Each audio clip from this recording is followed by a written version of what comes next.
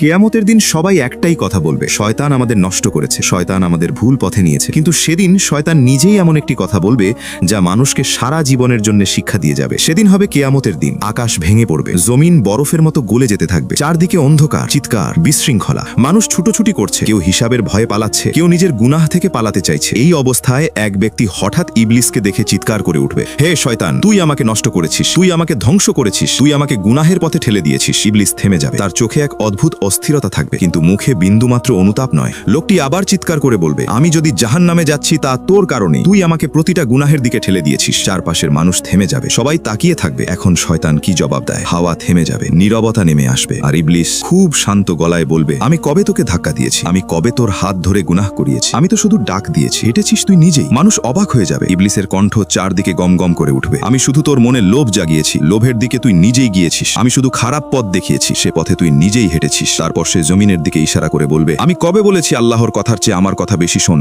লোকটার মুখ সাদা হয়ে যাবে, তার রূহ কেঁপে উঠবে। তখন শয়তান গর্জে উঠবে, আল্লাহ যখন নিষেধ করেছিলেন খারাপের দিকে যেও না, আর আমি ডাক দিয়েছি বলে তুই আমাকে বেছে নিয়েছিস, তাহলে এখন আমাকে দোষ দিচ্ছিস কেন? নীরবতা আরো গভীর হবে, মানুষ একে অন্যের দিকে তাকাবে। ইবলিস তার শেষ কথা বলবে, আমি তো হিসাব লিখিনি, আমি তোর পা চালাইনি, আমি তোর হাত দিয়ে কোনো গুনাহ করাইনি, গুনাহ তুই নিজেই করেছিস, তোর নফসের কারণে সিদ্ধান্ত ছিল তোরই। লোকটা হাঁটু গেড়ে বসে পড়বে, তার মুখ লজ্জার ভয়ে ভরে যাবে। হালকা একটা হাসি দিয়ে ইবলিস বলবে, আল্লাহ তোকে বুদ্ধি দিয়েছিলেন, ইলম দিয়েছিলেন, যাতে তুই গুনাহ থেকে বাঁচতে পারিস। তুই কি শুনিসনি? আমি আল্লাহকে বলেছিলাম আমি তার সত্যিকারের নেক বান্দাদের পথভ্রষ্ট করতে পারবো না। যদি তুই পথভ্রষ্ট হয়ে থাকিস তাহলে ভেবে দেখ তুই কোন পথে ছিলি। তারপর এক কঠিন সত্য সবার সামনে খুলে যাবে, দায়িত্ব সব সময় নিজের আমলেরই। কিয়ামতের দিন না শয়তান কারো বোঝা নেবে, না দুনিয়া, না সেই মানুষগুলো যাদের জন্য দুনিয়াতে তুমি আল্লাহকে ভুলে গিয়েছিলে। প্রত্যেক মানুষ নিজের আমল নিয়েই দাঁড়াবে। গুনাহের অজুহাত শয়তান নয়, গুনাহের সিদ্ধান্ত মানুষ নিজেই নেয়।